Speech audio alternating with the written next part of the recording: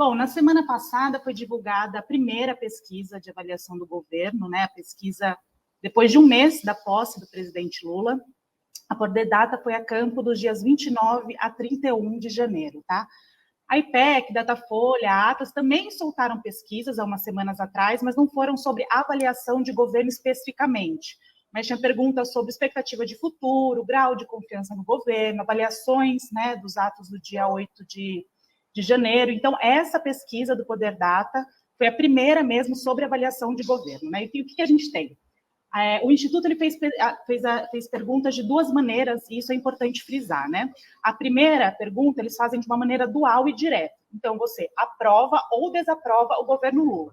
E aí o respondente tinha que responder uma das alternativas, né? Aí, nesse cenário, Vivian, o que a gente tem? 52% da população aprovam o governo Lula e 39% dizem não aprovar o governo Lula, né? 9% ali não soube responder.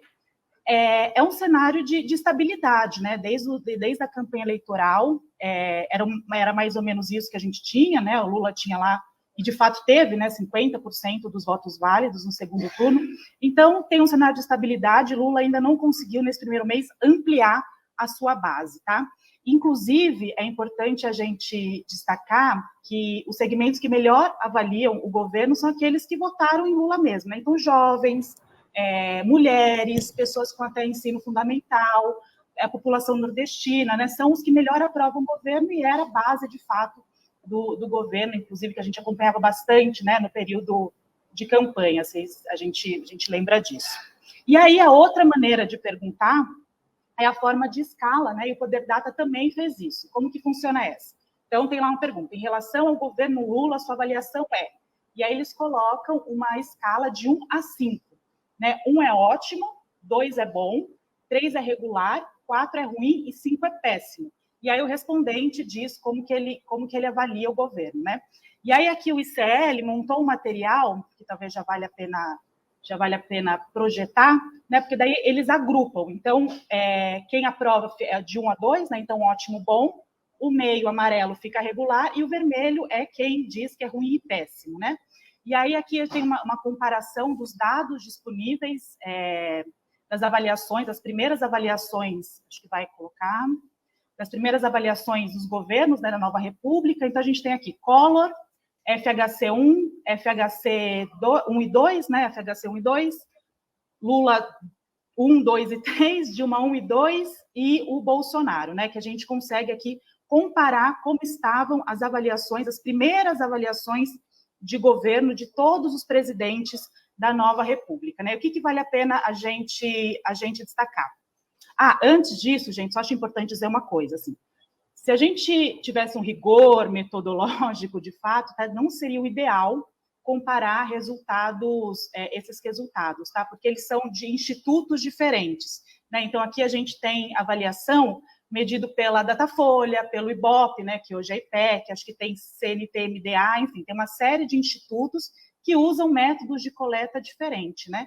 Então, não seriam, a princípio, a rigor metodológico, dados super comparáveis, tá? Mas eu acho que é legal a gente trazer, porque traz um panorama de como está a situação do Lula, né? Enfim, e daí para ter algum nível de comparabilidade, né?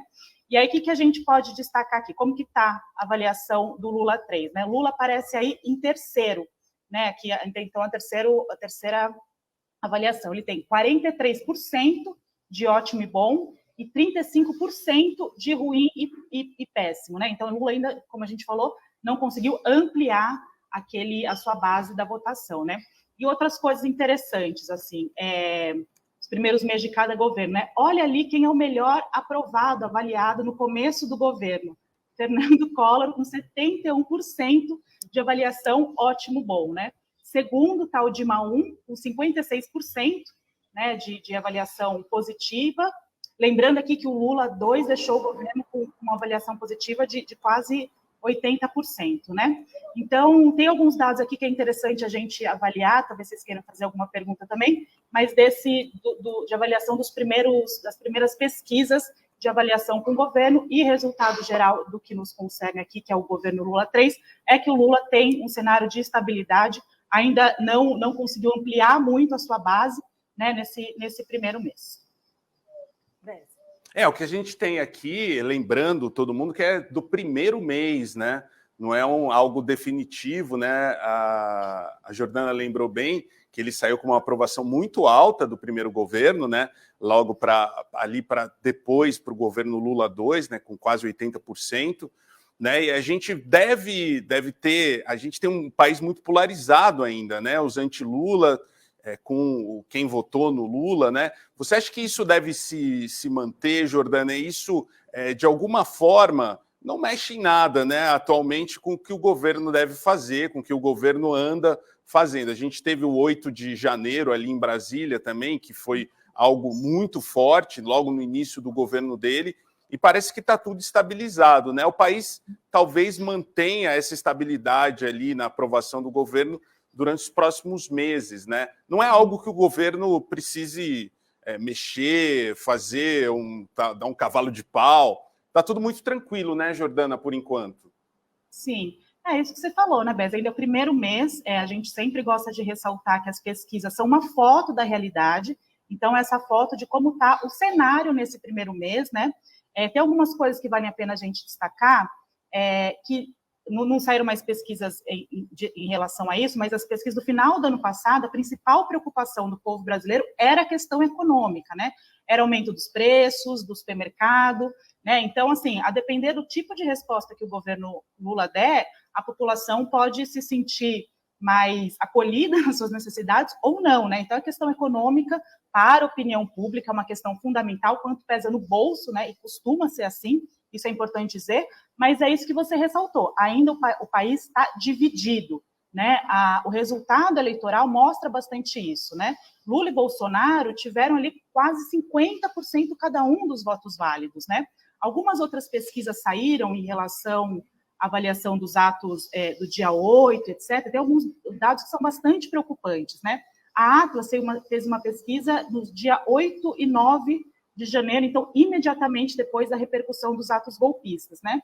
E olha só, 40% da população acreditam que Lula não venceu ou não ganhou a maioria dos votos, né? Então, tem 40% da população com uma certa desconfiança em relação ao resultado eleitoral. Isso é bastante significativo, né, Bess? Assim, tem 40% das pessoas, será que Lula ganhou mesmo? Será que não? Né? Outro dado interessante, 18% concordam com os atos do dia 8. Entre os votantes do Bolsonaro, né, que são quase 50% da população, esse número sobe para 38%, 40%.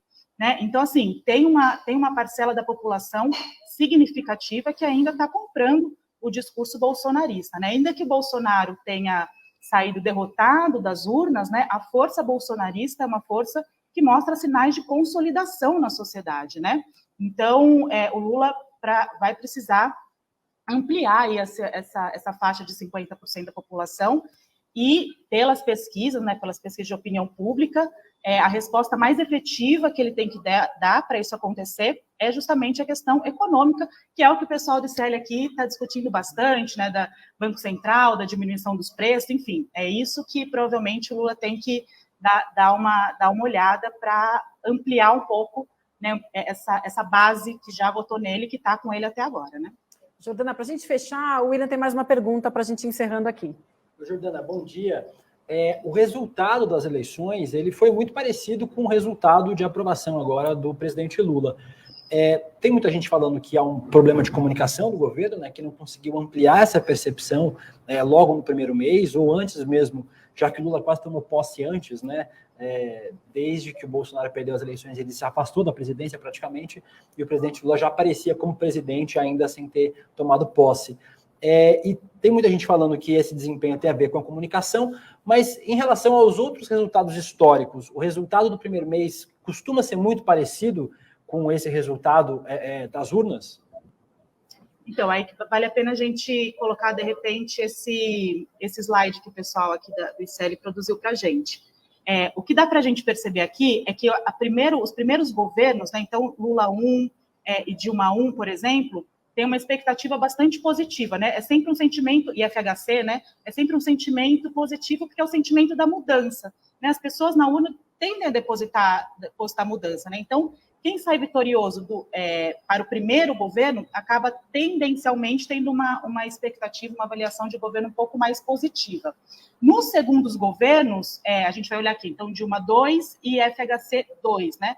A taxa de reprovação tende a ser um pouco mais alta, porque já tem o desgaste, né, do primeiro governo. Vamos retomar aqui, o FHC 2 foi quando o dólar começou a disparar, né? Enfim, foi aquele susto dos primeiros meses do FHC 2, né? Então, tem esse susto, o que possibilitou depois a vitória do Lula em 2002, certo? Então,